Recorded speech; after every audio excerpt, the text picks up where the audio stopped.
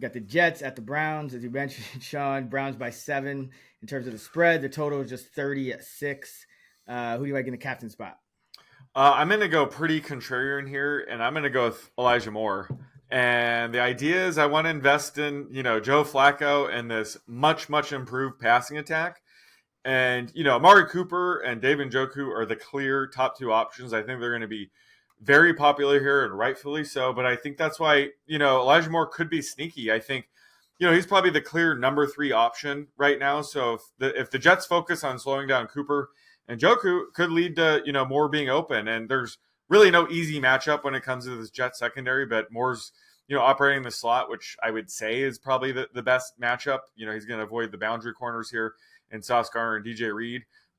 So we saw Khalil Shakir post a 3-catch, 115-yard game with a touchdown against them in Week 11. I think Moore has that similar upside. And, in the captain slot, I think his ownership is going to be very, very low. But there is a path for him to have, a game where you'd want him in the captain slot.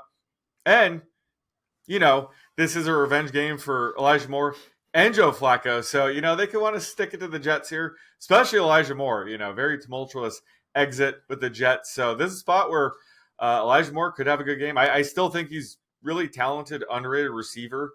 So I like this spot to go super contrarian and go with Elijah Moore in the captain slot. Yeah, it's really interesting, especially with Cooper coming off just a monster game.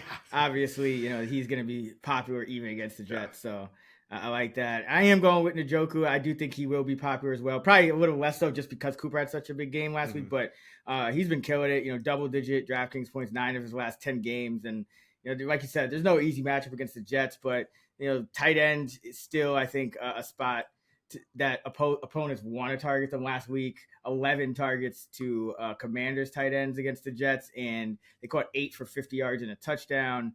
The Jets really haven't faced too many great tight ends this year too. So, I think with Njoku, it's probably going to be one of the best they've faced. So like him to continue rolling in this spot. Yeah, he's just having a monster season. It's been great to see because, for the first 5 seasons of his career, he's had so much upside, but he's had to share time with who was it? Austin Hooper, Harrison Bryant, but finally, he's the number 1 tight end on the team and just massive upside. All right, who do you like for value? I'm going to go with the other tight end here, and Tyler Conklin. I mentioned on the projections pod that the fact that Jeremy Ruckert has already been ruled out for this week bodes well for Conklin's playing time because Ruckert's really been eating into his routes run the past several games. CJ Uzoma's still on IR. So really the only other healthy tight end is Kenny Yeboah, who's not going to mix in too much. So, Conklin saw an 82% routes run last week. Could see that being similar or even higher here. He has 3 straight games of 4 receptions. So he's been very solid.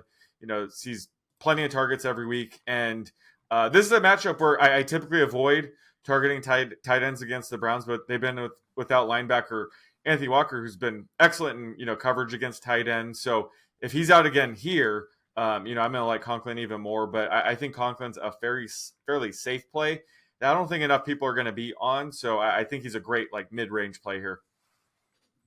Yeah, Conklin, we talked about it. Definitely had some high volume games this year, and the Jets really don't have many guys to throw to. So don't hate it at all. I'm going with Kareem Hunt here. Always like him on this kind of slate. He's pretty volatile, pretty boomer bust because he's touchdown dependent, but he has had 8 touchdowns this year. He's averaging 10.7 touches per game. And this could be a positive game script for the Browns. They could get some short fields and things like that, some goal line opportunities. And the way you attack this Jet defense is on the ground, as opposed to through the air. So I do like Hunt here. It's kind of a hard guy to predict, but that's kind of why you want to target him on a slate like this. So like Kareem Hunt, limited in practice Monday. That's kind of been the norm with him. He's been listed as questionable, limited to start. I think it's the last month or so of the season. So I don't think he's at a risk of missing the game. Obviously, if he is, then I know there's Pierre Strong and Jerome Ford will get a boost, obviously, but I'm expecting Hunt to go, and I like him as a value play, just 5,200 on DraftKings. Who do you like for Dr. Rose? Yeah, I'm attacking the Browns backfield here as well with Pierre Strong. Jerome Ford's been really struggling. So, like you said, I do like the Hunt call.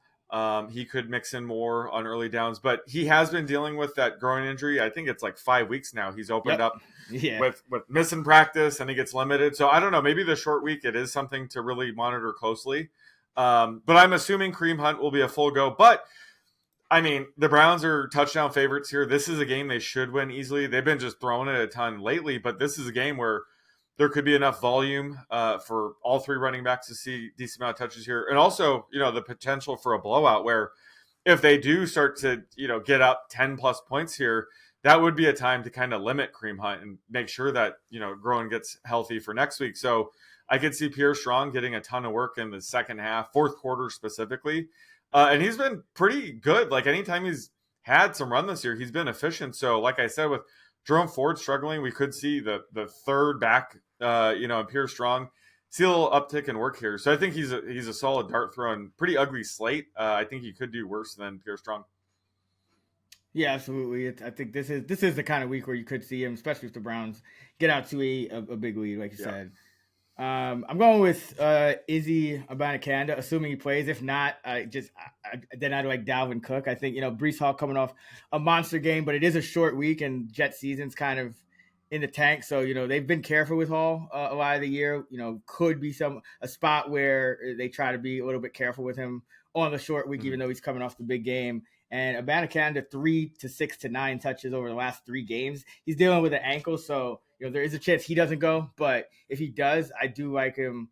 That means he's obviously healthy enough to play on a short week, and he has jumped Dalvin Cook in the pecking order. So that's kind of the key here. The Jets really have nothing to lose by showcasing him. So if you see him active, I think that is that'll mean he'll be healthy enough to go and remain that RB2 role. So like him, and if he's out for some reason, then I'd go Dalvin Cook, just because I think it's going to be so tough for the Jets to throw on the Browns. Their only hope is kind of getting something to go on the ground, maybe getting a short field or something like that, and running back gets to punch one in, or maybe you just get garbage time and they take Hall out anyway. So either way, whatever running back is the backup for the Jets, I think is worth the dart throw. It looks like it's going to be Abanikanda, who is a lot more explosive than Dalvin Cook at this point. So I hope it's him, but obviously that's something to monitor.